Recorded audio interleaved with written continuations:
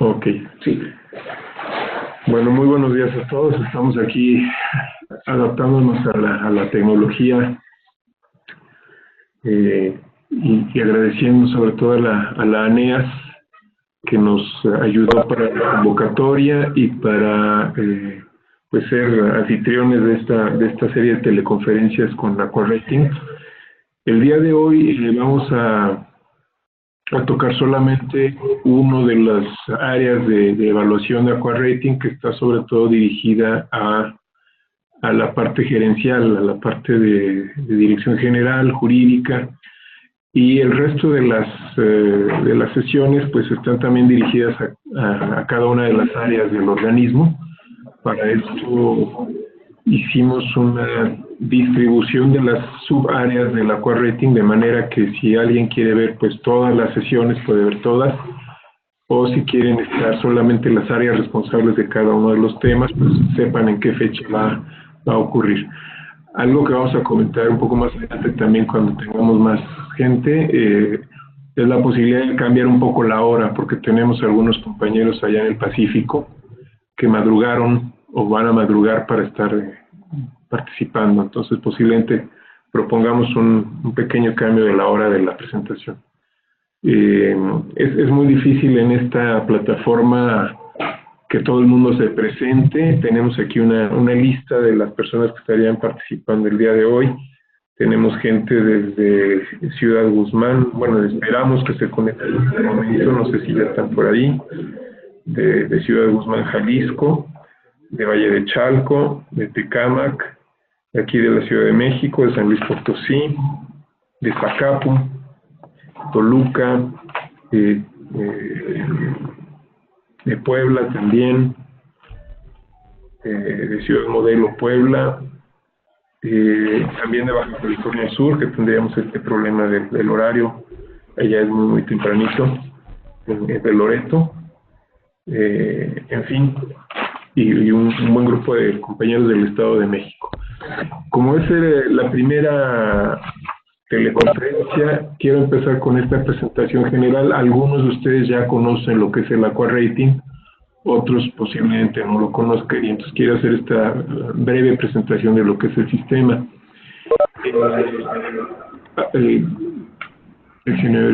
Hay una manera en que ustedes pueden silenciar sus micrófonos y sus pantallas también si empiezan a tener problemas de recepción por falta de ancho de banda. Se los comento nada más para que ustedes lo tengan presente. Ahí aparece un icono donde pueden parar la transmisión de la cámara o parar la transmisión del sonido. Entonces, bueno, empezando, les comento, el Banco Interamericano de Desarrollo, nada más como un contexto general, a mí me gusta comentarles que es una especie de cooperativa de los países, como si fuera una caja de ahorro de los países de la región, donde México y los demás países tenemos un espacio en el Consejo de Directores.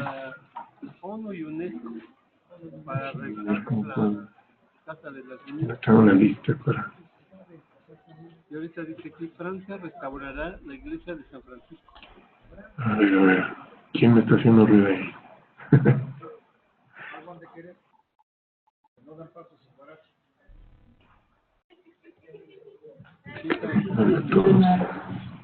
Mejor cultura, Son 7, pero no los puedo. Sí.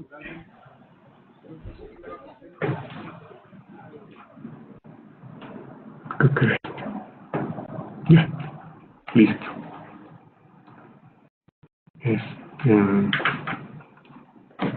Tenemos entonces, les comentaba, del Banco Interamericano de Desarrollo.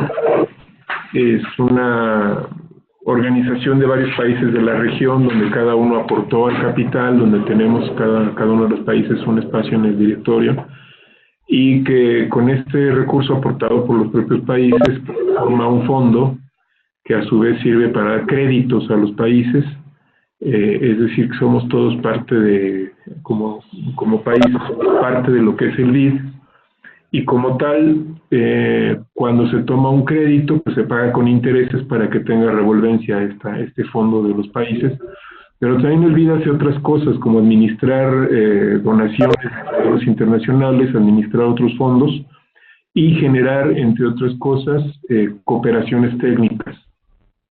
A través de las cooperaciones técnicas se desarrollan productos como AquaRating, que es el que vamos a comentar muy rápidamente aquí. Y bueno, digamos que es un producto desarrollado con recursos de la propia región.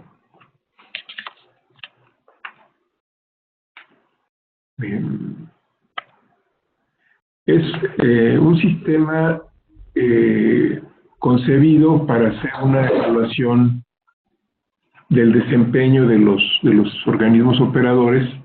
Se concibió como un estándar que pudiera ser aplicado a nivel internacional bajo la misma lógica, con exactamente los mismos criterios y la misma estructura.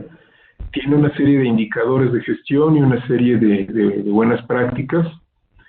Y en principio, cuando se hace la primera vez el AquaRating, lo que estamos buscando es tener una primera línea base para a partir de ahí implementar en el organismo operador una serie de buenas prácticas. Esto quiero enfatizarlo porque no es una calificación de qué tan buenos somos. Queremos que lo veamos sobre todo como una revisión de dónde estamos ya cubiertos y dónde podemos cubrir más áreas de buen desempeño.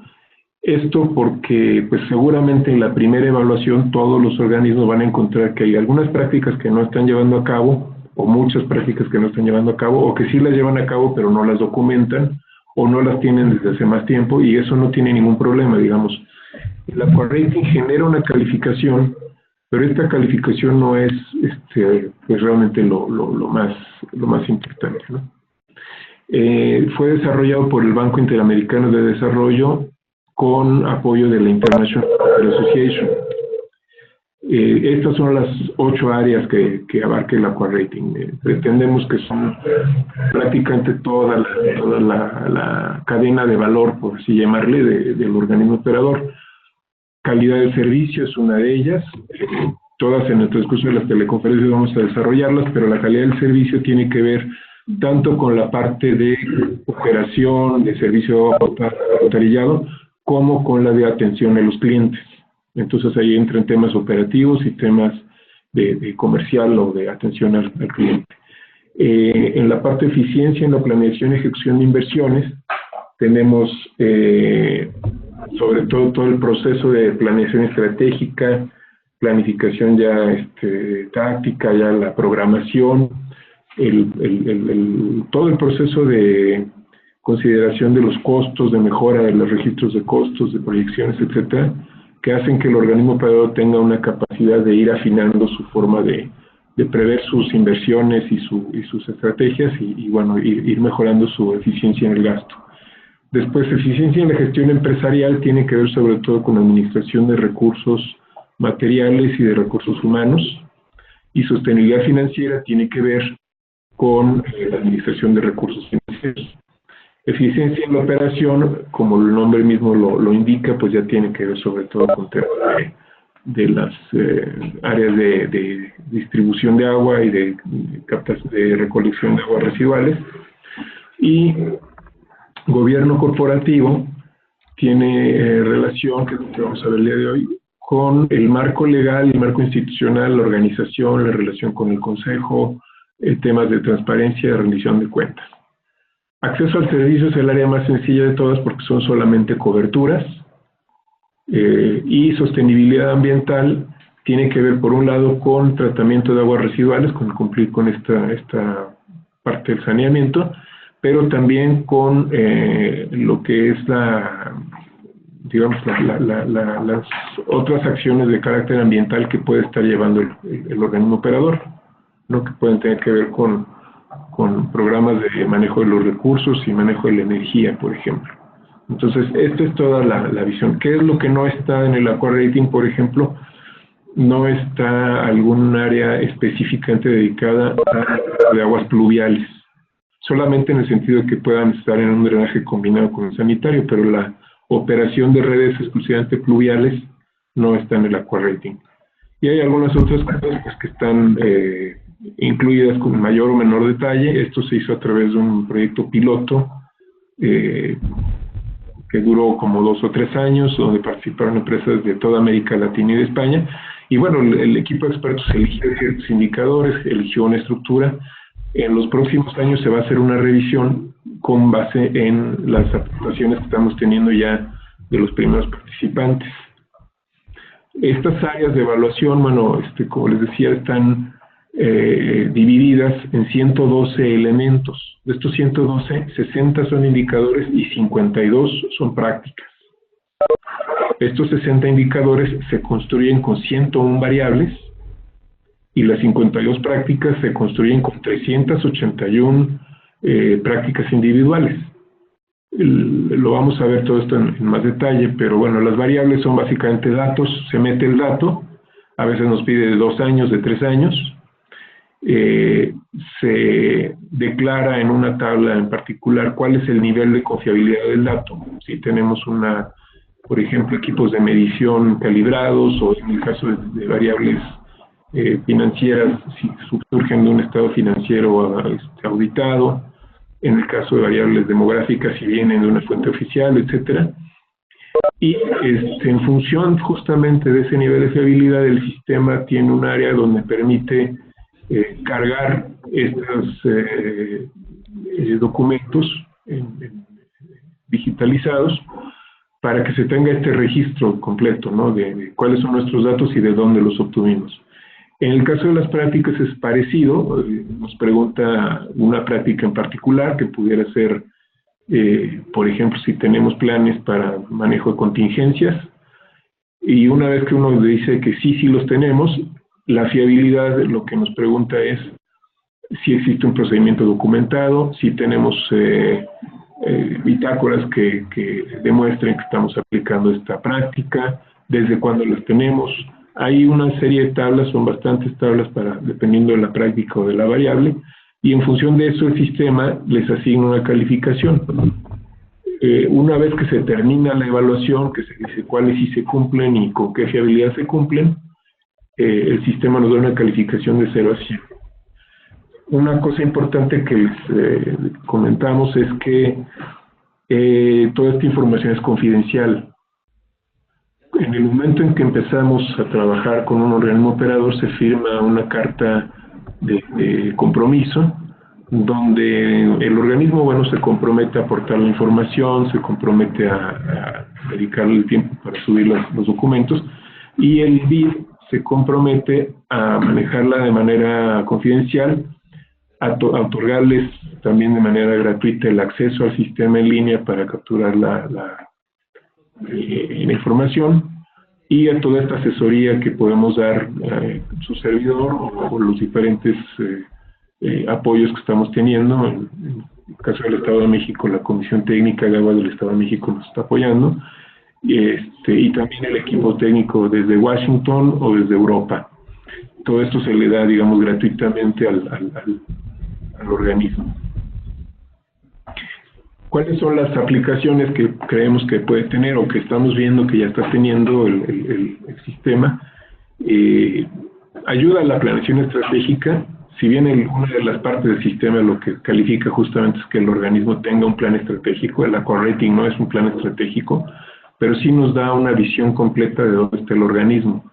También tenemos la posibilidad de utilizarlo como un mecanismo de gestión de cambio. En uno de los sistemas que ya están trabajando, que es Naucalpan, que está en auditoría, lo mismo que en Monterrey. El mismo equipo que participó en el Aqua Rating, conforme iban entrando al sistema, iban viendo que hay cosas que se pueden mejorar o documentar de manera muy rápida. Y esto está provocando en estos dos casos que todavía no se tiene el certificado, ni mucho menos, pero ya con el ejercicio de haber hecho la evaluación y con el apoyo de sus directores generales, pues estamos logrando que empiecen a hacer cambios desde prácticamente desde que se verifica qué posibilidades hay de hacer cosas. Estamos también, les comento de una vez, desarrollando un proyecto simultáneo con el INTA, donde para cada una de las prácticas, por ejemplo, estamos recopilando documentos, estamos ubicando asesores, estamos ubicando cursos, para que en el momento en que ustedes ya vieron qué prácticas quieren mejorar, sepan dónde pueden consultar una publicación relativa al tema, quién en México los puede ayudar en alguna consultoría, una capacitación, y bueno, en función de las prioridades de cada organismo operador, vayamos haciendo una especie de comunidad de prácticas, como le llaman ahora, ¿no? Todo esto, por supuesto, también con el apoyo que nos ha ofrecido la ANEA. También ha sido una herramienta para la innovación, la mejora continua. Parte de la ambición que tenemos como banco y de lo que hemos comentado con la Conagua es que podamos, a través de este estándar de medición, ir demostrándole pues a la Secretaría de Hacienda, a los diputados, etcétera, que los recursos que se invierten en el sector sí tienen un impacto en la mejora de los procesos. A veces es un impacto que no se nota mucho o se tarda años en notarse, pero sí existe, y porque de pronto ha sido difícil gestionar más recursos de inversión, entre otras cosas, digo, además de la situación financiera del país, porque se aduce que son recursos que no generan mejoría. Y con AquaRating vamos a demostrar que los organismos operadores de México sí están trabajando en un montón de cosas y que están dando servicios. Y por último, mencionamos esto como una herramienta de gestión del conocimiento. Ustedes pueden darse cuenta muy bien que en el momento en que tienen terminada ya la evaluación en AquaRating, pues tienen en un solo sistema los documentos más importantes del organismo operador y tienen una visión completa de lo que el organismo hace. Pero no se ven participantes. Ahora acomodemos para que... ¿Quién me está haciendo ruido?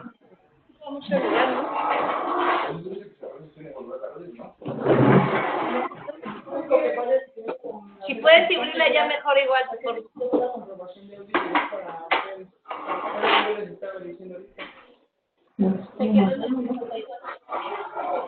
Bueno, no sé quién tiene por ahí su micrófono abierto, pero vamos a continuar. Es que no está bien.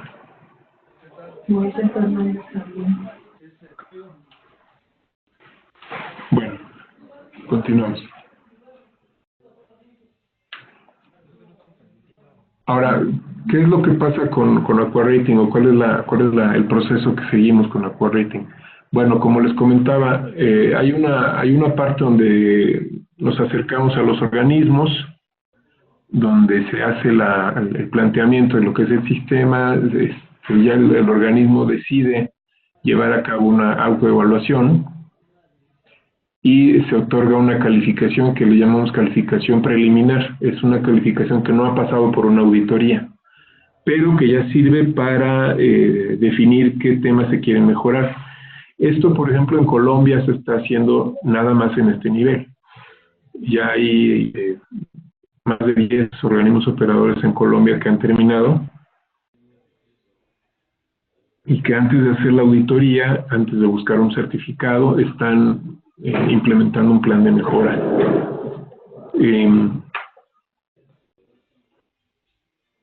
Pero aquí también tenemos la posibilidad de que después de la calificación preliminar, sí se haga la auditoría, se tenga la certificación y se haga el plan de mejora.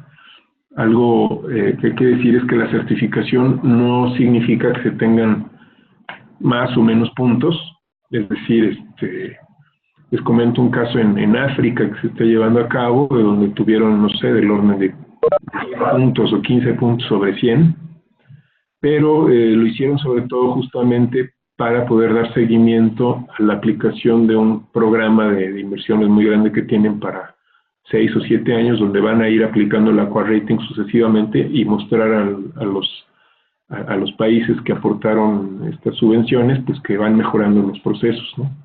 Entonces, ellos sí se iniciaron, algunos que se han certificado no se sabe cuántos puntos obtuvieron, realmente cada organismo decide si hace público o no su puntuación, pero lo que esperamos en México es que en un momento dado esta certificación de entrada a los organismos operadores a el acceso a recursos de inversión. Por parte de Conagua, bueno, tenemos una restricción actualmente de recursos, ustedes lo saben. Por parte del banco, estamos utilizando lo que son los recursos de asistencia técnica para ofrecer a los participantes pues apoyo en diferentes temas. No son recursos para invertir en infraestructura, pero sí son recursos para mejorar procesos. Entonces, en México iniciamos ofreciendo la certificación. Este año lo que queremos es por lo menos que tengamos más operadores con una calificación preliminar. Antes de que me pregunten la certificación, como la auditoría la hace una empresa, pues esta sí tiene un costo, que puede ir de los, no sé, 400,000 a los 800,000 pesos, dependiendo del tamaño del organismo operador. Algunos manejan todo un estado, por ejemplo, ¿no? Pero lo que estamos buscando es que esta inversión en una auditoría pues tenga una consecuencia concreta en acceso a recursos, y por eso seguimos simultáneamente negociando con la Conagua y con entidades como Banobras.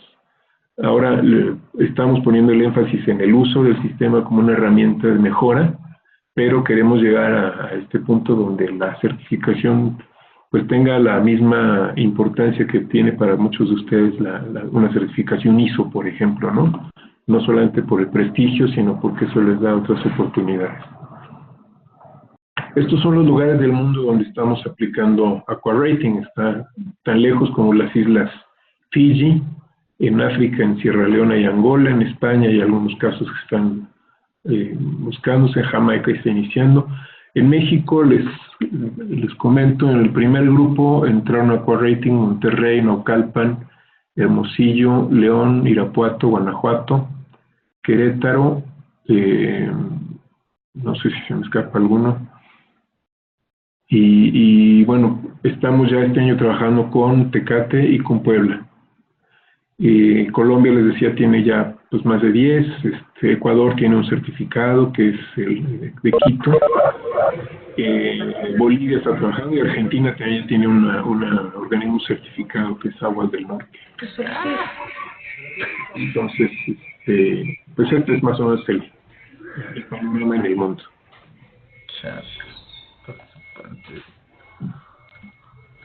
Les recuerdo, por ahí tienen un icono donde hay un micrófono. Si lo pueden silenciar, es mejor para que no se nos cicle aquí el sonido. Bueno, lo que hemos estado viendo con algunos organismos que ya participaron es que pues surge este tipo de expresiones, ¿no? Realmente le están encontrando la forma de que en el proceso de aplicación de AquaRating pues pueden mejorar su planeación, pueden mejorar su conocimiento, sus sistemas de información, su integración. Nos pasó incluso con algunos que son en general buenos organismos, que nos decía un colega que había algunas cosas que pensaba que estaban ya dominadas y se da cuenta a través de AquaRating que puede mejorar todavía, ¿no? Entonces, y la mejora de procesos que han iniciado, como les comentaba, desde que empezaron con este trabajo, organismos como Naucalpan. Léalo. Pues no vaya a apachurrar algo que no, y luego ahí. Es que esta pantalla tiene que ver esas diapositivas, se está poniendo. ¿Se está escuchando el audio de aquí, ¿Se está escuchando lo que están hablando aquí? Ah, exacto. Muy bien, gracias. En cuanto a las dudas frecuentes, la primera es: ¿cuál es la calificación mínima para aprobar el proceso de AquaRating? No hay una aprobación. De hecho, este tema de darle un número estaba un poquito en revisión, ¿no? Porque puede conducir a muchas situaciones. El número no es realmente importante, lo importante va a ser hacerlo 1, 2, 3 veces y ver cómo vamos mejorando las prácticas. Quisiéramos verlo más como un tablero de control y no tanto como una calificación numérica única. ¿Cuál es la vigencia de certificación AquaRating? Bueno, una vez que se ha obtenido el certificado, el plan original le daba una vigencia de 2 años. Creo que ahora se está considerando que pueda tener hasta 3 años. ¿Cuánto tiempo toma la realización de AquaRating? Bueno, Una vez que se decide entrar, empezamos con una interiorización, una familiarización con la herramienta. Después ya inicia lo que es la evaluación, que se puede llevar, si se trabaja poco pero constante, digamos, con reuniones semanales y ir organizando bien la toma de datos, se puede llevar de 3 a 4 meses, ¿no? Si se quisiera hacer muy rápido, les aseguro que se podría hacer en 2 semanas, pero estamos conscientes de que los organismos tienen demasiado trabajo y bueno, se les da 3, 4 meses. ¿Cuánto vale implementarlo?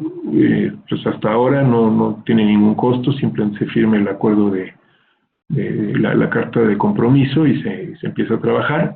Obviamente sí hay un costo, entre comillas, o un costo muy evidente en el tiempo de las personas, en el uso de equipos de cómputo, en todo el esfuerzo que implica conseguir los datos, capturar los documentos, subirlos, pero bueno, este es un esfuerzo que al final va a quedar ahí en el sistema que es para la empresa, ¿no?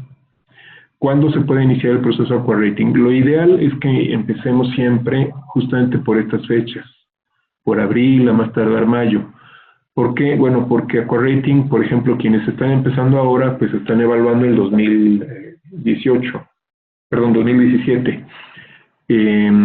Entonces, cuando se termine el ejercicio, por ahí de julio, o a lo mejor principios de agosto, vamos a estar en posibilidades, si están interesados, de empezar la auditoría y todavía estar a tiempo para dentro de 2018 conseguir el certificado 2017. Con el primer grupo, por diferentes razones, se nos fue desfasando y estamos revisando 2016, o en el caso de Monterrey 2015, por una situación muy particular. Pero la idea es esa, que empecemos después del primer trimestre para acabar antes o durante el segundo semestre y alcanzar a hacer en un año la evaluación y la auditoría. ¿Dónde pueden comunicarse para tener mayor información del Aqua Rating? Bueno, en la convocatoria venían los correos electrónicos y bueno, aquí con ANEAS también nos estaremos coordinando para que puedan tener más información. En el Estado de México nos está apoyando, como les decía, la Comisión Técnica de Aguas del Estado de México. Siempre le hemos pedido a los titulares de los organismos que si quieren realmente involucrarse en esto, pues existe una claridad de su compromiso, nos animen al personal a dedicarle el tiempo, haya una buena planeación del proceso, para lo cual siempre estamos acompañándolos, se entiendan los conceptos con claridad y si no, pues lo mantenemos a través de, estamos comunicados con ustedes por todos los medios que tenemos ahora, que siempre ya tenemos cualquier cantidad de posibilidades, ¿no? Teléfono, correo electrónico, WhatsApp, etcétera. Y darle continuidad, ¿no? Darle continuidad a la herramienta. Yo creo, nada más les diría que lo que hemos encontrado en los primeros ejercicios que estamos llevando a cabo es que aplicar el Aqua Rating sí requiere tener información, tener una serie de cosas, no requiere ser un organismo perfecto. Casi diría que es más interesante cuando sabemos que tenemos muchas cosas por mejorar y queremos que salgan a la luz y queremos que alguien nos apoye o apoyarnos entre los propios organismos para ir mejorando estos temas. Pero algo muy importante es que los organismos que están logrando aplicarlo más rápido están mostrando que existe una buena coordinación entre las áreas y una buena dirección. Yo eso es lo que quiero enfatizar. Me llama positivamente la atención que en los que están participando se nota, digamos, ¿no? Cuando el personal está alineado y cuando están comprometidos con su propio organismo. Esto es en cuanto a la presentación general. Después de esto entraríamos a revisar propiamente lo que es el sistema. Si tiene alguien alguna pregunta, puede abrir su micrófono y comentarlo. Estamos a sus órdenes para responder alguna pregunta que puedan tener.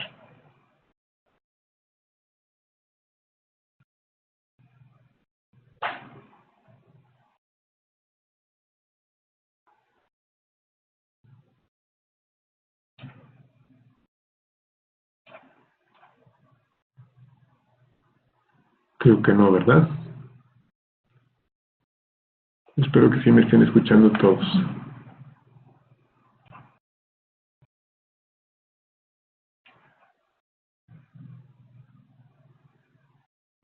¿Qué pasó aquí?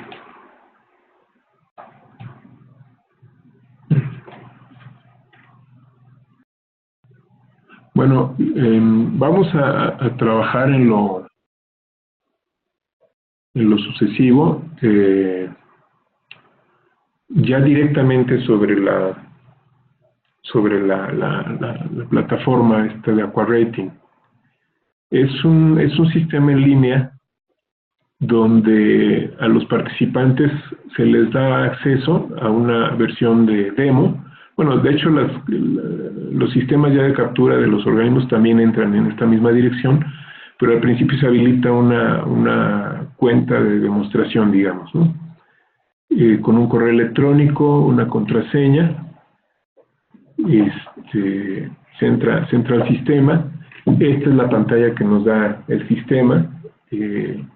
Tenemos una parte donde nos permite entrar a consultar los elementos, las prácticas, las variables, cuáles, bueno, aquí nos da un reporte, se los voy a mostrar un poco más adelante. Y estas son las 8 áreas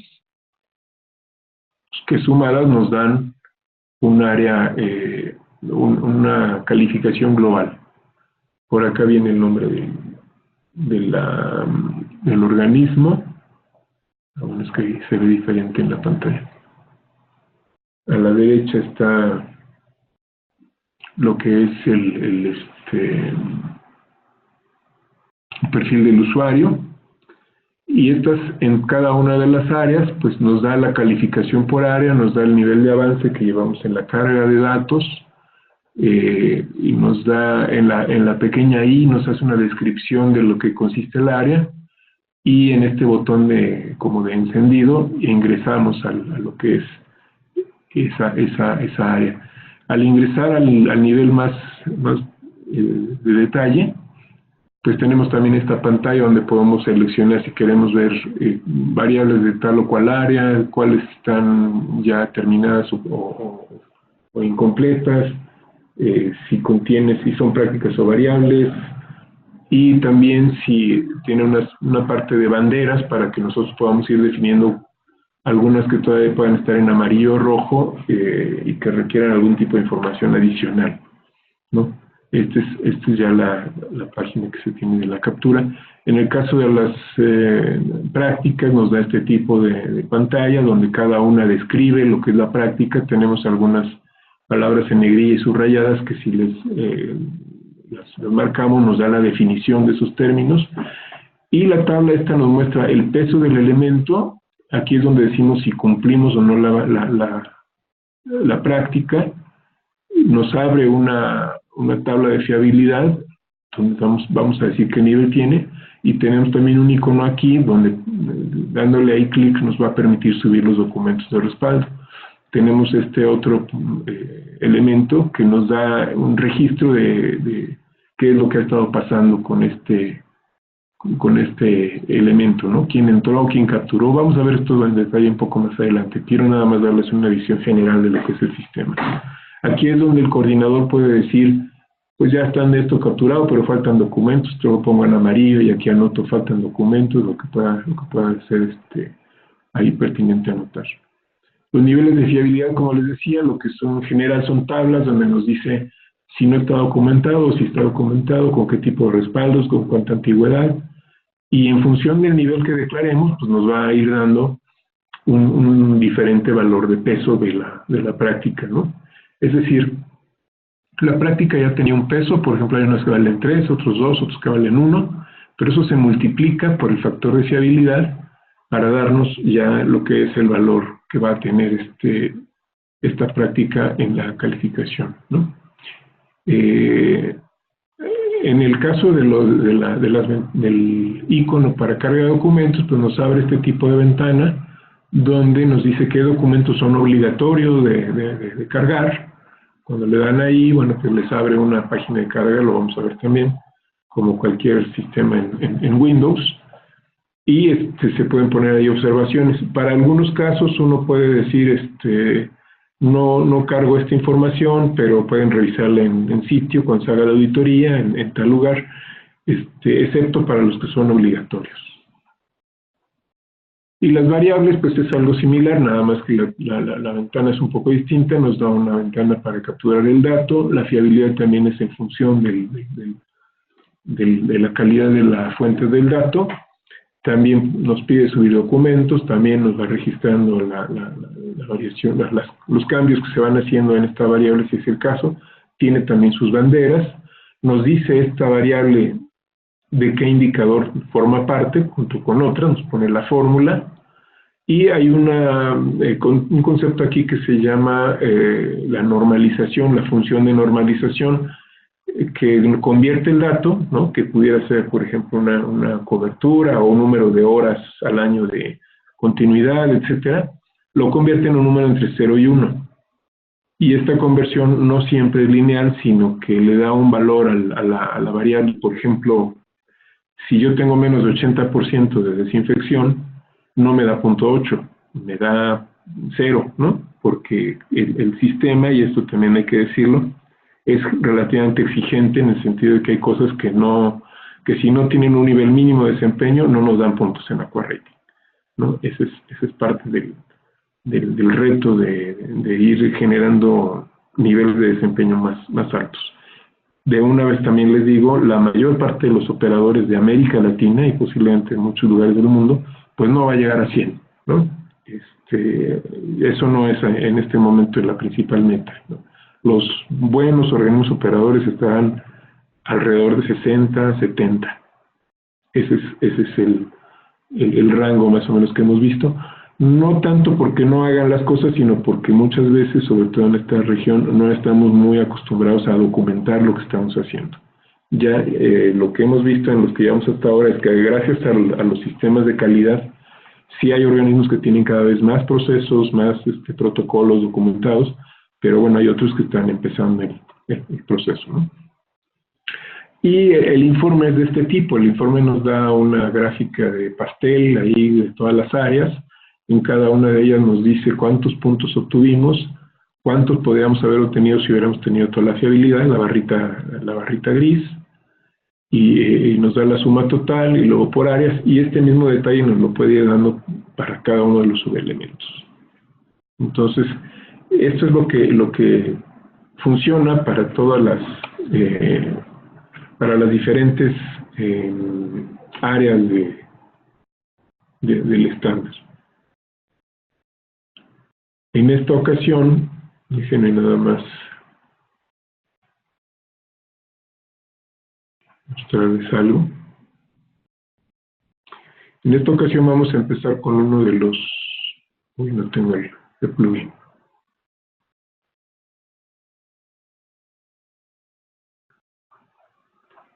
Bueno, con una de las áreas, que es el área de eficiencia en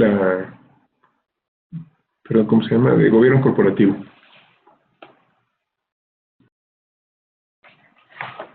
Entonces, vamos a entrar directamente al sistema, ahora sí.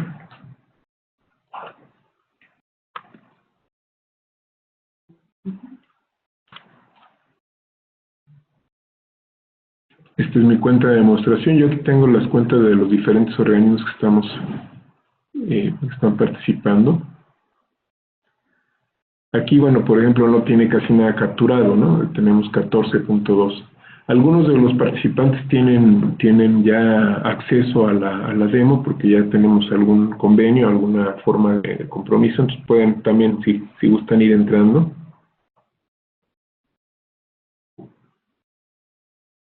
Y bueno, este es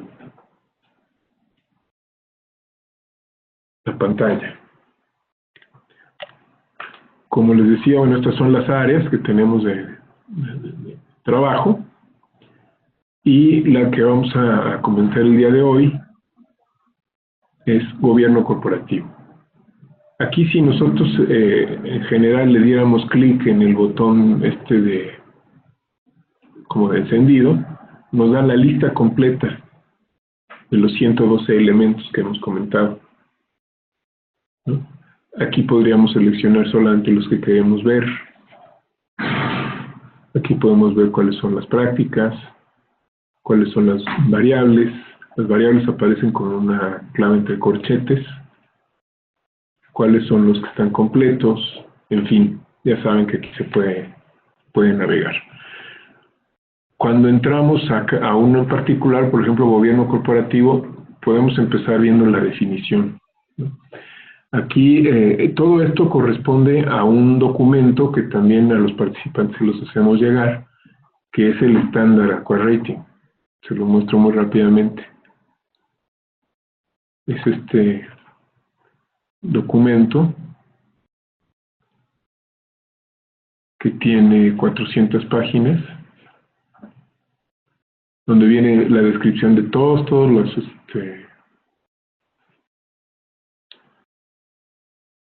las áreas, subáreas, elementos y subelementos de evaluación, las tablas de fiabilidad, etcétera, ¿no? Pero toda esta información viene también en el sistema de carga. Todo esto está sacado de ese documento, ¿no? Ahora, ¿qué entendemos por gobierno corporativo?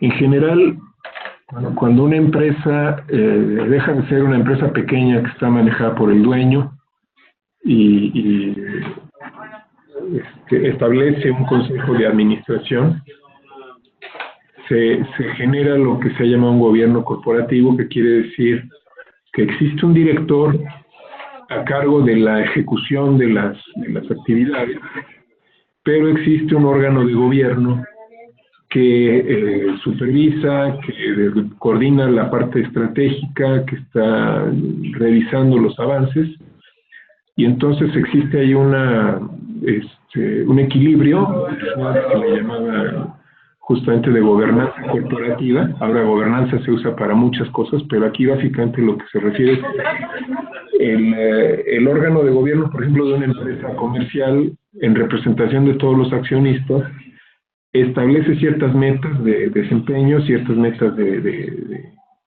eficiencia, de ganancias, etcétera. Deja que el director actúe dentro del marco de sus capacidades y hace una supervisión periódica de que las cosas vayan bien. Eso era un poco la idea del gobierno corporativo. Como no es posible vigilar todo el tiempo a un director en todas sus decisiones y a todo su equipo directivo para ver que estén cumpliendo los objetivos en este caso de la ciudadanía, se establecen normalmente pues algún tipo de metas y de indicadores. En este caso, lo que es el gobierno corporativo, lo que está buscando es medir la calidad del gobierno, del organismo operador, en términos de cómo se da la separación entre lo que es la autoridad política, que sería en este caso el municipio,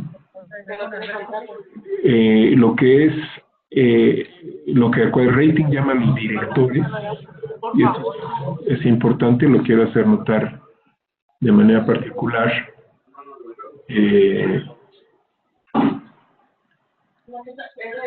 A ver, que vaya alguien con...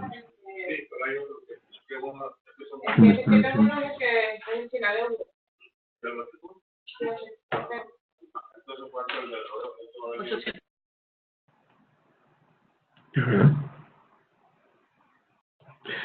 Bueno, entonces les decía que aquí en el caso de los sistemas de agua, de los organismos operadores mexicanos, es importante entender que hay una parte que es política, que representa a la ciudadanía, hay una parte que es el órgano de gobierno, que en Aqua Rating le llama directores. Esto es importante que lo veamos porque luego hay un poquito de confusión. Los directores para Aqua Rating son los miembros del órgano de gobierno. Y luego los gerentes ya son la parte ejecutiva.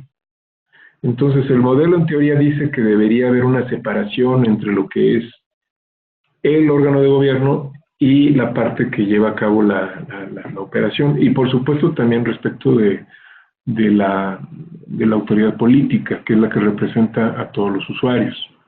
¿Esto por qué? Bueno, porque es lo que se llama una delegación, ¿no? Nosotros como, digamos, en nuestro papel de ciudadanos, lo que hacemos es que le encargamos a un grupo de gente que está en el organismo operador que organice lo que tenga que organizar para darnos agua en la casa y para llevarse el agua residual y tratarla y descargarla, ¿no? Los hacemos los encargados del tema.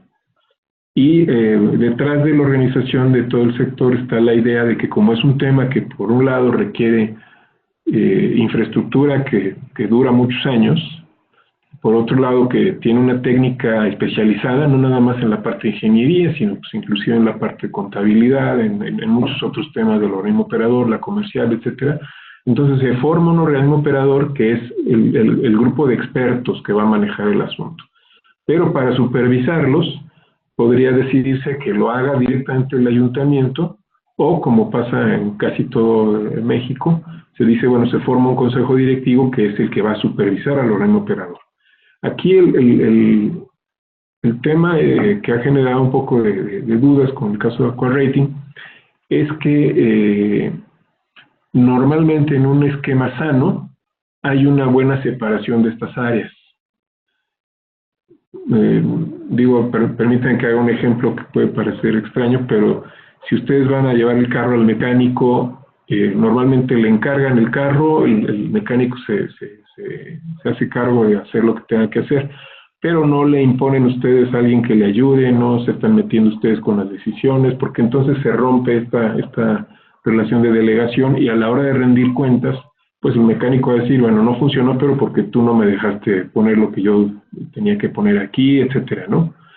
Si vale la comparación, aquí la idea es de que en un sistema sano se deben establecer las metas claras para el organismo operador, se le deben dar los recursos y, por ejemplo, la suficiencia tarifaria para que pueda hacer su trabajo, y solamente en ese momento también se le pueden poner algunas metas de desempeño. Es decir, así funciona en muchos países. Yo te autorizo la tarifa y te autorizo un programa de inversiones, y por otro lado te voy a pedir que si ahora tienes, no sé, una eficiencia de X porcentaje, pues la subas por lo menos tantos puntos en el primer año y tantos en el segundo, etcétera, ¿no? Así funcionan, como ustedes saben, algunos contratos de concesión. En el caso de entes públicos, pues sí tenemos todo tipo de esquemas, y eso nos da un poco de ruido a la hora de entrar al tema de gobierno corporativo, vamos a irlo viendo. Este gobierno corporativo se divide entonces en tres áreas, ¿no? El gobierno corporativo, esto ya lo vimos, tiene por una parte autonomía y responsabilidades del prestador, procesos decisorios y rendición de cuentas, transparencia y control. Son las tres áreas que comprende esta área de evaluación, las tres subáreas. Autonomía y responsabilidades del prestador, tenemos la descripción, nos dice cuando se asocia a responsabilidades definidas y a una rendición de cuentas transparente, contribuye a una gestión eficaz del operador, ¿no?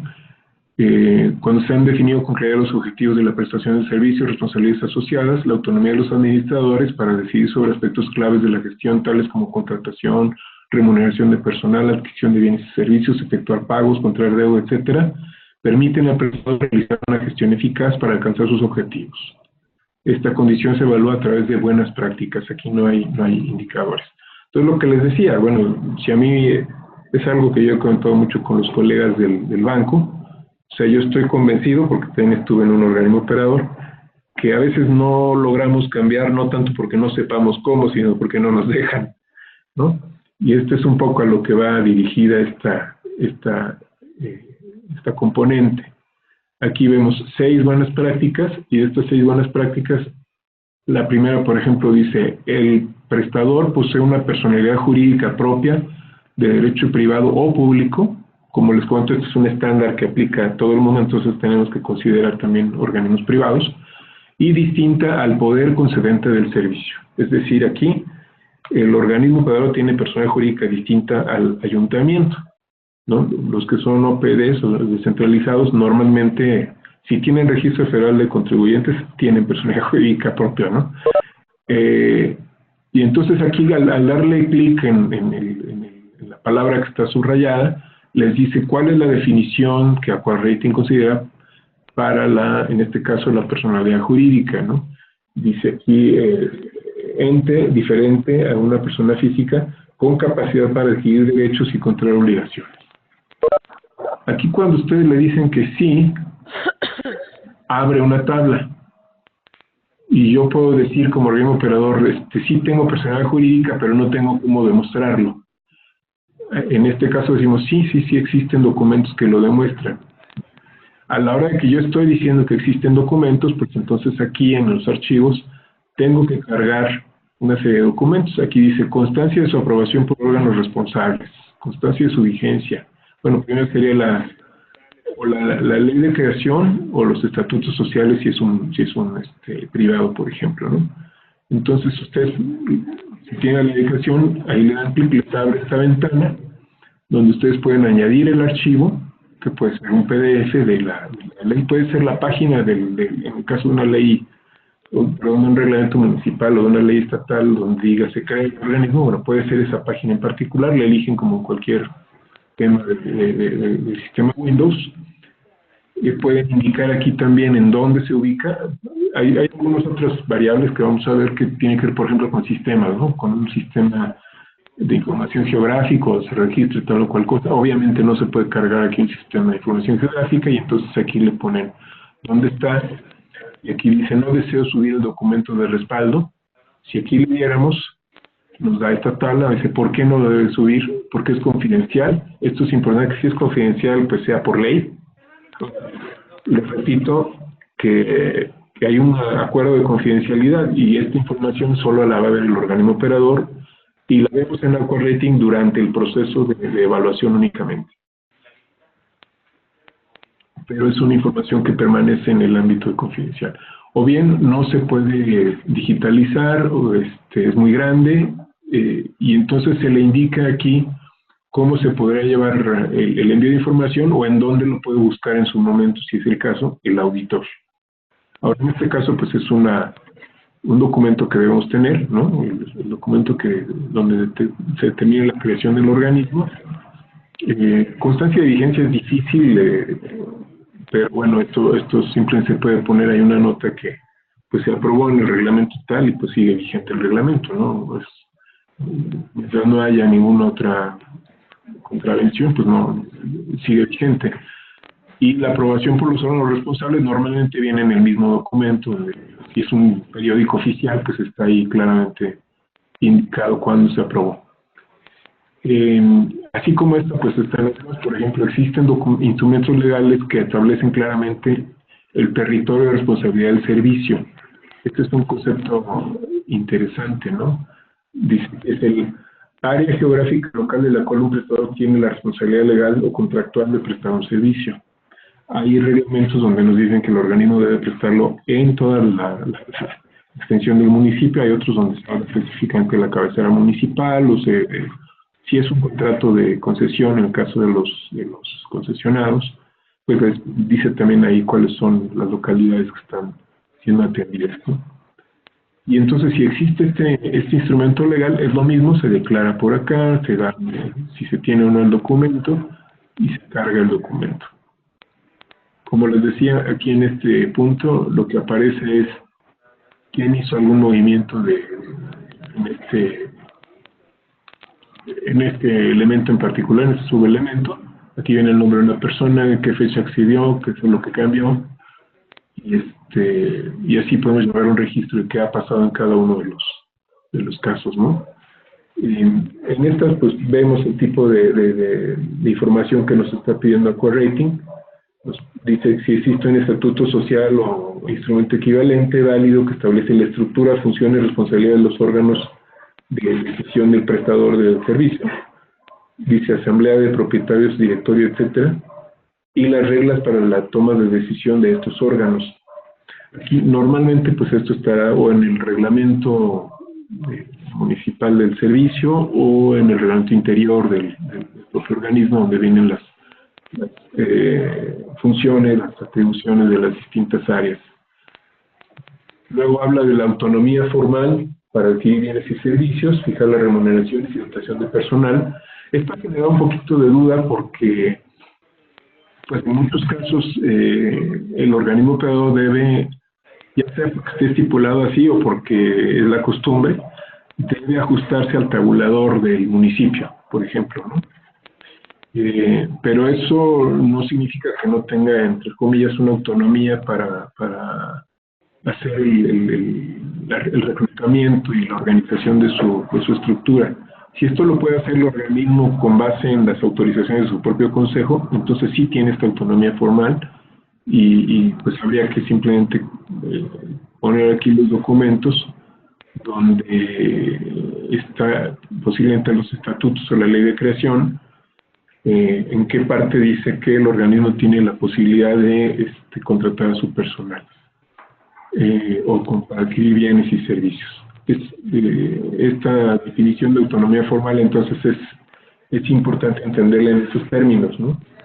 Dice, cuando los actos ordinarios y extraordinarios asociados a las actividades mencionadas no requieren autorización de un órgano externo. El Consejo no es un órgano externo. Hay sistemas que pues, probablemente para cierto tipo de decisiones requieran autorización del ayuntamiento, ¿no? Entonces ahí pues no cumplirían y habría que poner una nota para ello, ¿no? Igual, en este caso, por ejemplo, él tiene autonomía formal para contraer deuda nacional. Esto hemos comentado con los colegas, que en México pues no hay ninguno que la tenga, ¿no? Aquí sí todos requieren una autorización de un ente externo. Aquí, hasta donde yo tengo entendido, ¿no? Para adquirir deuda nacional. Entonces, bueno, como el estándar es internacional, habrá algunas prácticas, habrá algunos temas que pues en un país no hay nadie que los cumpla porque pues es parte de la legislación del país. Entonces, habrá quien diga, bueno, entonces es injusto que perdamos este punto, pero vuelvo a insistir, no es tan importante la puntuación. Aquí nunca ha sido la idea de comparar la puntuación de los organismos mexicanos con los colombianos, con los brasileños, sino que cada organismo vaya teniendo su tablero y vaya comparando cómo entre las diferentes evaluaciones va mejorando sus calificaciones, ¿no? De hecho, de los que empezaron, por lo menos hay uno que ya está estructurando un pequeño sistemita de información para ir cargando los datos y ver cómo va avanzando en las diferentes áreas. Y además dice el último, tiene autonomía empresarial en relación a decisiones relacionadas con las remuneraciones y dotación de personal, adquisiciones, bienes y servicios y endeudamiento. Y en autonomía empresarial nos da aquí la definición. Posee autonomía empresarial cuando los actos ordinarios y extraordinarios, como decimos, se rigen por las leyes aplicables a empresas privadas del país respecto, por ejemplo, del Código de Trabajo, leyes de sociedades, etc., ¿no? Genera también algo de duda esto. Yo considero que la mayoría sí la tiene, la autonomía, porque, como les decía, aunque nos tengamos que ajustar a un tabulador o alguna serie de mecanismos establecidos por el ayuntamiento, a partir de ahí pues se hacen los contratos y el contrato entre el organismo y sus trabajadores pues se rige por las leyes generales del país, ¿no? Inclusive en aspectos fiscales y en aspectos también administrativos. Entonces, pues aquí también nos pide una serie de documentos correspondientes a este tema, ¿no? Igual en la ley de creación. En muchos nos da la posibilidad de poner otro documento que pudiéramos pensar que apoya este punto, ¿no? Está, como les decía, la posibilidad de poner una marca verde, media o rojo, de poner anotaciones aquí de si nos falta algún documento, para ir dando seguimiento a la carga de este tema.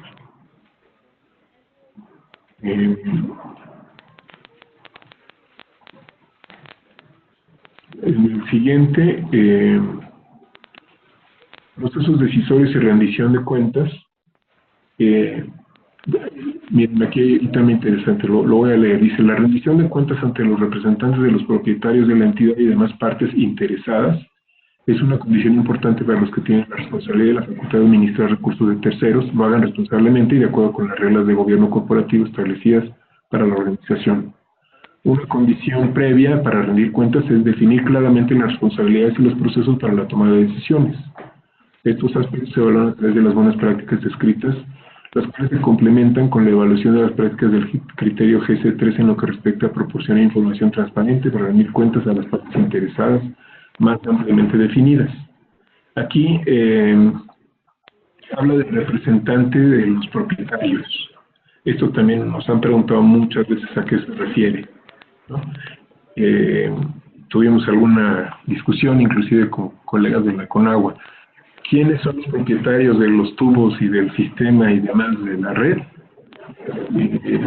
Bueno, algunos pensamos que es muy evidente que los propietarios son los ciudadanos, aunque la construcción se haya hecho con fondos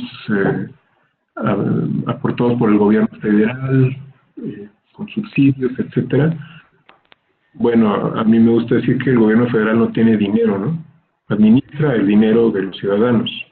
Y en México se concentra todo acá en la Ciudad de México, pues por una decisión que se tomó allá en los años 80, ¿no? Pero estos recursos de los programas federalizados salen del dinero que se obtiene cuando un taxista en Mexicali compra cigarros, ¿no? Entonces es dinero de todos. Y este dinero de todos se usa para construir sistemas y estos sistemas son de todos, ¿no? Probablemente para hacer un sistema en Chiapas usamos dinero de contribuyentes de Monterrey, pues sí, es parte de lo que tenemos como un pacto federal. Entonces, de ahí que la propiedad de los sistemas originariamente es de los ciudadanos. ¿Quién representa a los ciudadanos? El ayuntamiento. Entonces, cuando Aquarating habla de el representante de los propietarios, en México normalmente vamos a estar hablando del ayuntamiento, ¿no? Tenemos aquí en este bloque el funcionamiento del gobierno corporativo, selección de los integrantes del directorio y facultades y responsabilidades del directorio. Vamos a contarlo muy rápido porque ya vieron que son bastantes prácticas, ¿no? Ahora, se pueden ir respondiendo muy rápido. Yo lo que les he insistido mucho a los participantes es que no traten de entretenerse para ver cómo sí le ponen que sí, cómo sí le suben documentos, ¿no? Si es no, es no, o sea, no nos angustiemos. Es mejor avanzar rápido y definir qué es lo que sí tenemos y qué es lo que no tenemos. La calificación no importa, lo importante es que tengamos una buena evaluación y a partir de ahí podamos definir qué es lo que queremos mejorar, ¿no? Aquí, por ejemplo, dice, existe un órgano que representa a los propietarios. Bueno, normalmente, como les decía, aquí dice, es la Junta de Asamblea de Accionistas o la Asamblea de los Propietarios. Nosotros consideramos que es el ayuntamiento. Es distinto del directorio. El directorio es el órgano de gobierno. Entonces, normalmente sí se da esta representación porque el ayuntamiento tiene inclusive algún regidor, algún síndico que está enfocado a ver el tema del agua, ¿no? Y lo ven, a veces inclusive dentro del propio consejo existe participación del ayuntamiento.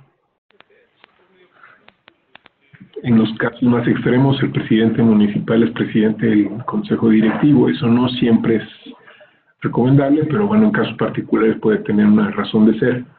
El directorio, como les decía, también denominado junta directiva, consejo, etcétera, es lo que nosotros llamamos órgano de gobierno, consejo directivo, etcétera. Entonces los directores son los miembros del consejo directivo. Entonces aquí decimos, si sí existe órganos diferentes que representan a los ciudadanos y el consejo directivo, le damos ahí que sí. Igual nos piden la tabla si hay o no un instrumento que lo mencione. Normalmente va a ser el mismo decreto de creación o la ley donde aparece el organismo. Aquí les voy a contar un tema. Ya han visto que aparece el mismo documento varias veces. Hemos llegado al acuerdo con el equipo de que se ponga el documento la primera vez y en las siguientes ocasiones, por ejemplo, le pongamos aquí, ya se reportó en la variable tal, para no tener que estar cargando el documento muchas veces. Ya para la siguiente versión del sistema de captura se está atendiendo este tema de no tener que cargar varias veces, pero, por ejemplo, la ley de creación del organismo, su plan estratégico, las normas de calidad del agua, hay varios documentos que sí se piden varias veces en el sistema. Solamente la idea es cargarlo una vez y después hacer referencia a donde está el documento disponible. Luego viene una serie de requisitos que se refieren a la integración del consejo directivo, ¿no? Dice, los órganos societarios principales que representan a los propietarios, el directorio y otros mencionados en el estatuto, se reúnen de acuerdo con lo establecido en la normativa. Bueno, si en los diferentes documentos se establecen la periodicidad de las reuniones del Consejo Directivo y en su caso sus reuniones con el Ayuntamiento, bueno, se dice si sí o si no, se sube algún documento que tenga, donde podamos evidenciarlo. Luego los miembros del Consejo Directivo de sus comités, de existir esos comités, reciben notificaciones y se agendan de forma oportuna. Si ustedes ven toda esta lista, tiene que ver con la operación del Consejo Directivo. Entonces, muchos organismos operadores tienen inclusive una persona encargada de hacer el seguimiento, de apoyar al Consejo Directivo en todo lo que es convocar a reuniones, distribuyendo las minutas, en recabar las firmas, en llevar el archivo.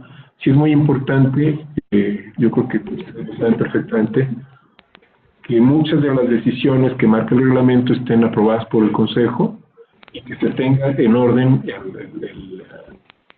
el archivo de las actas de Consejo.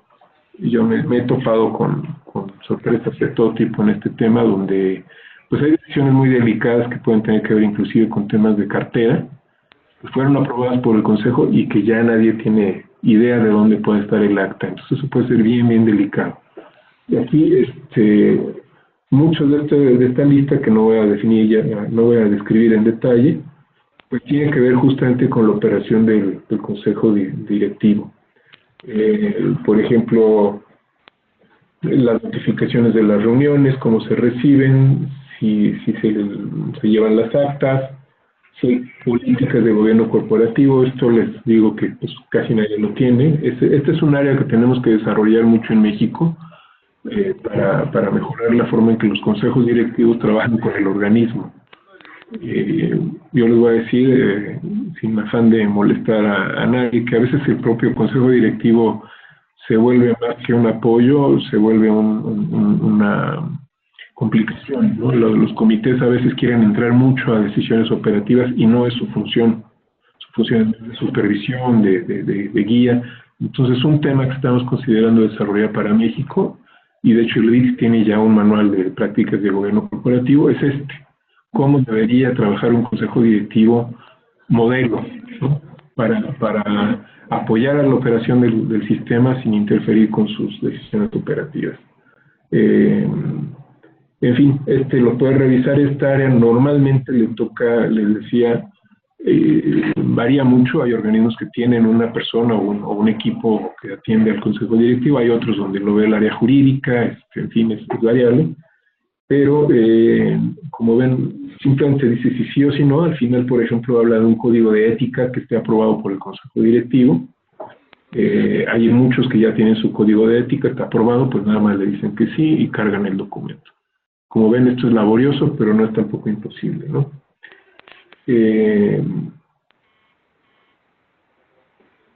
Y finalmente habla ahí del funcionamiento del código de ética, si hay una unidad que le da seguimiento. Eso sí es más raro que exista. O sea, desgraciadamente hacemos el código, pero no se tiene ninguna instrumentación para verificar que se cumple. Y el otro también es la política de la participación ciudadana. Esto, fíjense que es uno de los temas que muchos sí hacen. Por ejemplo, cuando tienen obra en alguna colonia, pues sí hacen algún proceso primero de participación, luego consulta, y después de información de qué va a consistir la obra, si va a haber afectaciones a las vialidades, etcétera. Pero hemos visto que casi nadie lo documenta. Entonces es un área de oportunidad para desarrollar este punto. Luego, la selección de integrantes del directorio. Aquí tenemos también muchas preguntas siempre. Aquí hay muchas cosas que no cumplimos en México, lamentablemente. Pero bueno, por ejemplo, los directores, que les recuerdo que son los miembros del consejo directivo, son elegidos con base en un proceso previamente definido que evalúa sus antecedentes profesionales y su calificación para el cargo. A veces sí está establecido en los reglamentos, ¿no? Que va a haber una convocatoria, que se puedan presentar por cámaras y por colegios, etcétera, ¿no? El gerente general, que en este caso para México muchas veces es el director general del organismo operador, es seleccionado en base a un proceso previamente definido que evalúa sus antecedentes profesionales y su calificación para el cargo. Hay algunos organismos donde ya su reglamento dice que es una persona que debe tener tantos años de experiencia, una carrera de tal o cual tipo. La mayoría no lo tiene. Después dice, el cargo de presidente del directorio o del consejo directivo lo desempeña una persona distinta de la que ejerce el cargo de gerente general del prestador. O sea, hay un presidente del consejo distinto al director general. Bueno, en algunos casos sí se tiene, en otros casos no. Luego, los miembros del directorio son elegidos o confirmados a su cargo por lo menos cada 2 años, los miembros del consejo, sí o no. Para la selección de los integrantes del consejo o directorio y del director general, se utiliza la asesoría de una firma especializada en búsqueda de ejecutivos o un comité del directorio especializado en nominación de ejecutivos. Esto casi nadie lo tiene en la región, ¿no? Yo creo que hay razones para que sea así, pero pues aquí simplemente le ponemos que no y ya, ¿no? A lo mejor los privados sí tienen una serie o los concesionarios sí tienen una serie de políticas para elegir al director de cada uno de los organismos. Y bueno, la destitución del director solo es posible por razones fundadas explicitadas en los estatutos o documentos equivalentes. Bueno, aquí también habría que ver si se tiene algún documento donde diga por qué causa se puede despedir al director. Este es un tema en el que, pues, cuando no cumplimos, sin ir más allá, simplemente se dice que no se cumple y punto, ¿no? Y luego hay un grupo que habla de las responsabilidades del consejo directivo.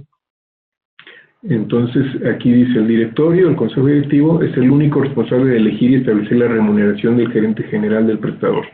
Muchos aquí ponen que no, porque pues la remuneración está establecida en tabuladores municipales, no hay problema, se pone que no y punto.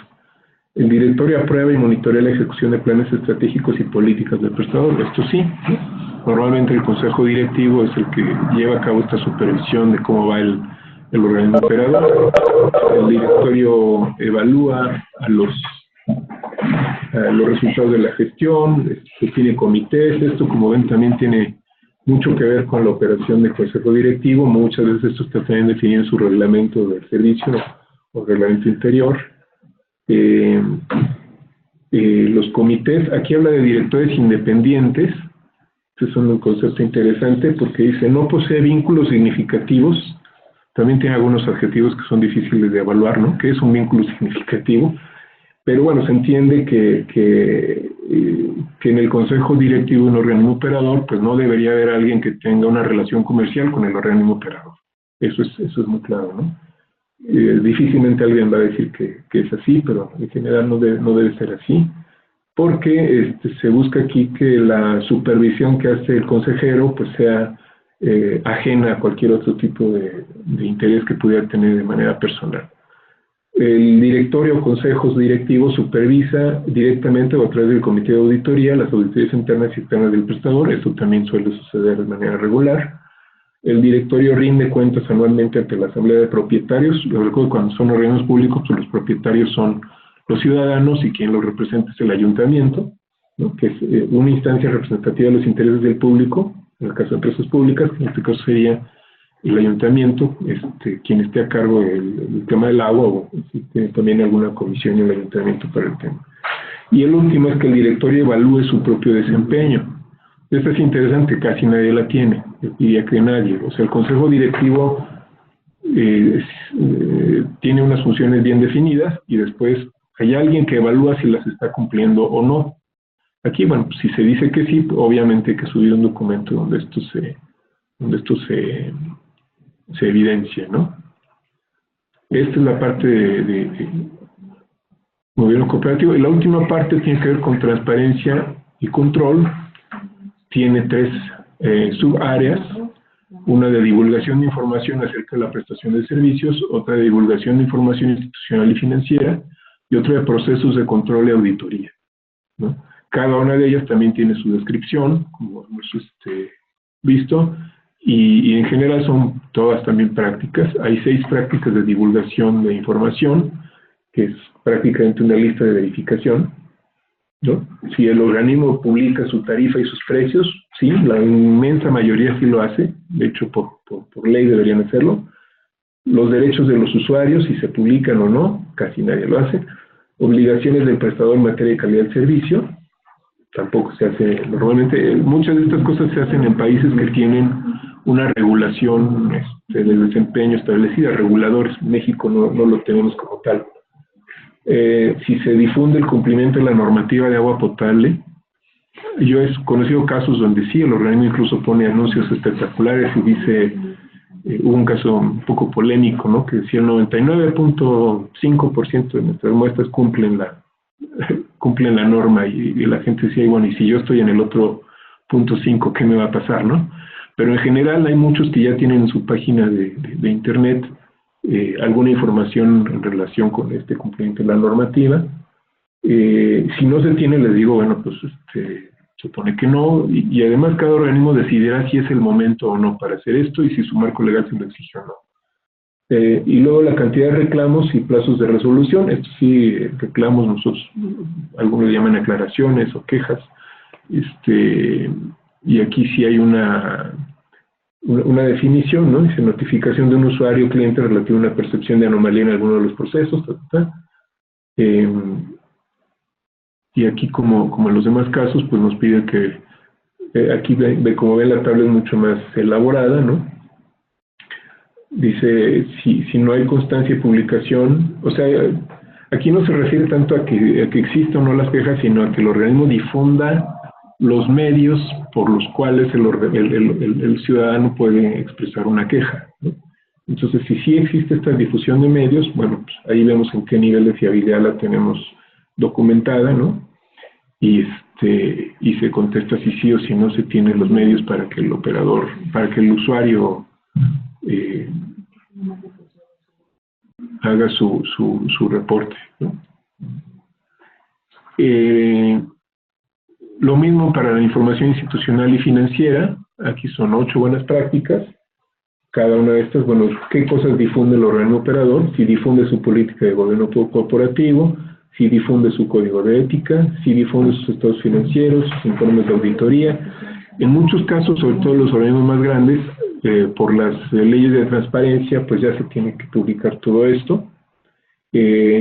Información de quiénes son los propietarios. Les comento que para el caso de México, pues esta es la ciudadanía que representa el ayuntamiento, quiénes son los miembros del órgano que lo representa y del directorio. Esto sería interesante que, normalmente las páginas web de los organismos mencionan muchos datos, pero a veces la gente no sabe quiénes son los miembros del consejo. Y luego las remuneraciones, honorarios, dietas de cada uno de los integrantes del consejo directivo. O sea, cada una de estas cosas hay que decir si sí o si no la divulgamos. Nuestro plan de inversiones y de obras y los contratos. Hay muchas de estas cosas que muchos están ya divulgando porque forman parte de lo que son sus leyes de transparencia. Y bueno, finalmente en este tema tenemos los procesos de control y auditoría, que son en general buenas prácticas. Son solo 4 buenas prácticas en este caso. Una dice, los auditores externos son seleccionados por el órgano que representa a los propietarios por recomendación del directorio, o son seleccionados por el órgano oficial de control financiero, una u otra, ¿no? O sea, el primero diría, son seleccionados por el ayuntamiento, por recomendación del consejo directivo, o bien son seleccionados por el órgano de control, que es algo que ocurre mucho más frecuentemente. Pues todos tenemos algún control de la Contraloría Municipal o de la entidad estatal de fiscalización. El directorio o su comité de auditoría examina y aprueba los informes de auditores externos. Si el consejo directivo revisa las auditorías, el consejo directivo supervisa la implementación de las recomendaciones de la auditoría. Normalmente hay un comisario que está en particular encargado de esto, y que si existe, en algunos sí existe una auditoría interna que reporta al consejo, o al comité de auditoría del consejo. Nuevamente aquí, donde digamos que sí, pues nos va a pedir decir en qué nivel lo podemos documentar, y dependiendo del nivel que podamos documentar, pues tenemos que cargar los documentos que nos diga aquí, sobre todo los que son obligatorios, uno u otro, ¿no? Como ven, en toda esta parte de gobierno corporativo se refiere mucho a lo que es la ley de creación o la ley donde aparece el organismo operador. Este es en general, pues, lo que corresponde a gobierno corporativo. Ya desarrollamos ahora entonces la presentación general de Aqua Rating, la presentación de las áreas de evaluación, del sistema de carga de datos, y de las 8 áreas vimos una de las más pequeñas, ¿no? En las siguientes oportunidades, pues vamos a ver otras áreas.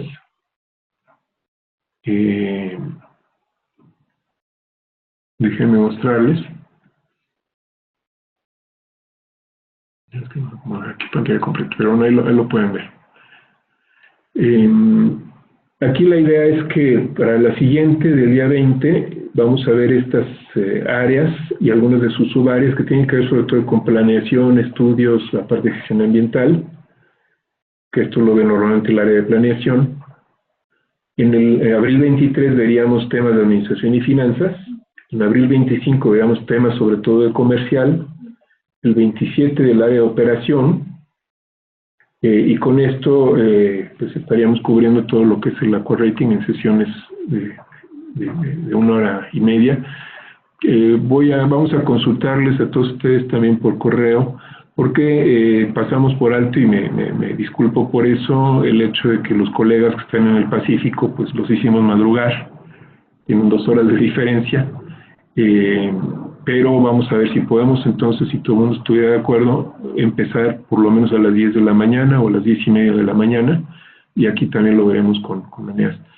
Esto es el tema. Yo quisiera, ahora aprovechando que nos está por aquí acompañando el ingeniero Roberto Olivares,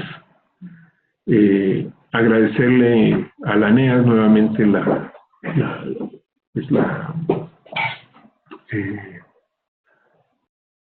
su anfitrionía, como se dice en estos casos, su colaboración.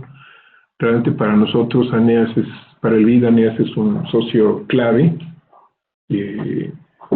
Y bueno, Roberto, pues muchas gracias por apoyarnos acá. Estamos sobre la hora. No sé si alguien quiere hacer algún comentario. Pueden abrir su micrófono dándole clic ahí al icono del micrófono. Por supuesto que les recuerdo que el correo electrónico y los datos que hemos compartido estamos a sus órdenes para darles más información, los documentos de Aqua Rating, lo que ustedes quieran conocer, además de lo que estamos viendo acá en esta teleconferencia.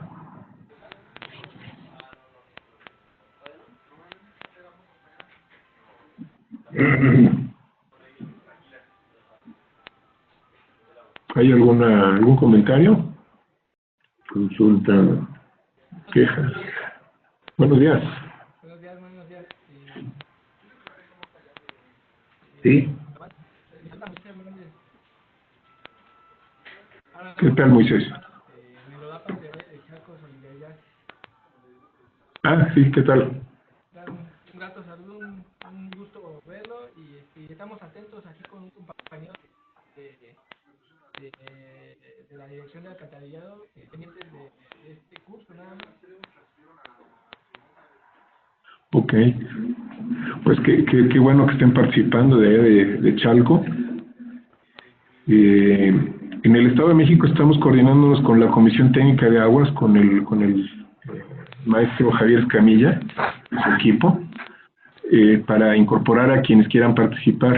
De los que están ahora tomando parte de esta teleconferencia, que no están todavía, digamos, formalmente dentro del proceso, pues platiquen con sus directores, con su director general, y podemos empezar el proceso, ¿no? Les repito, no necesitan ser el gran organismo operador con todo resuelto, sino parte de la idea justamente es ubicar en dónde tenemos más áreas de mejora con el apoyo de Eneas y del propio BID y de la CONAGUA, en la medida de lo posible, empezar a armar esquemas de mejora de los procesos.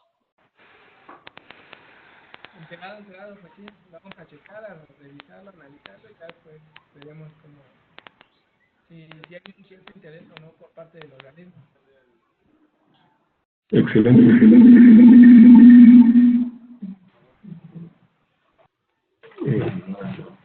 ¿Alguien más tiene alguna pregunta?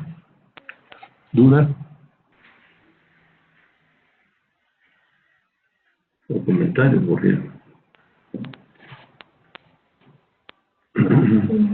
Bueno, es un formato que no se presta mucho a veces para tener un diálogo, ¿no? Pero pues estamos también platicando con la ANEAS sobre la posibilidad de hacer algunos talleres presenciales en diferentes partes del país, donde pudiéramos reforzar este conocimiento de la herramienta y pues ponerla a disposición de quienes quieran intentar, quizás no con el interés de certificarse, llegar al final, pero sí hacer un barrido de sus datos para tener una primera idea de dónde están las cosas, ¿no? Creo que es algo que puede ser muy valioso y no requerirse mucho esfuerzo de parte de los organismos, y aprovechar esta posibilidad que está dando el BID de tener esta herramienta, y luego lo que estamos desarrollando con el IMTA que les comentaba, ¿no? De tener acceso a un repositorio de documentos, de otro tipo de apoyos que pueden pues ayudarnos a ir saliendo, ¿no? De pronto tenemos pocos recursos como país, pero bueno, lo que sí tenemos es mucho conocimiento en los organismos que podemos aprovechar.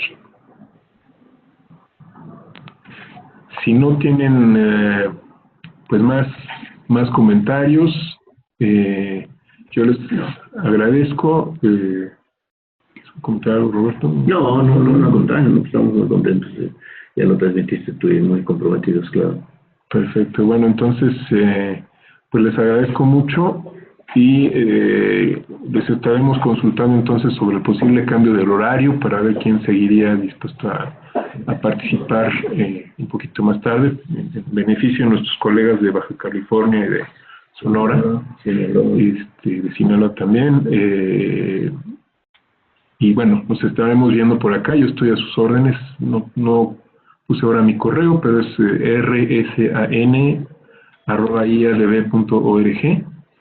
Y en la convocatoria se incluyeron 2 correos más míos, uno que tengo aquí con ANEAS, rsandoval, ANEAS con MX, y otro que tengo en Aquarating, rsandoval, aquarating.org. Entonces ahí estamos a sus órdenes. Bueno, pues nos vemos entonces en las próximas emisiones, y les agradezco mucho. Les recuerdo que va a estar grabado está grabándose esta sesión, y les vamos a pasar la liga para que puedan consultarla.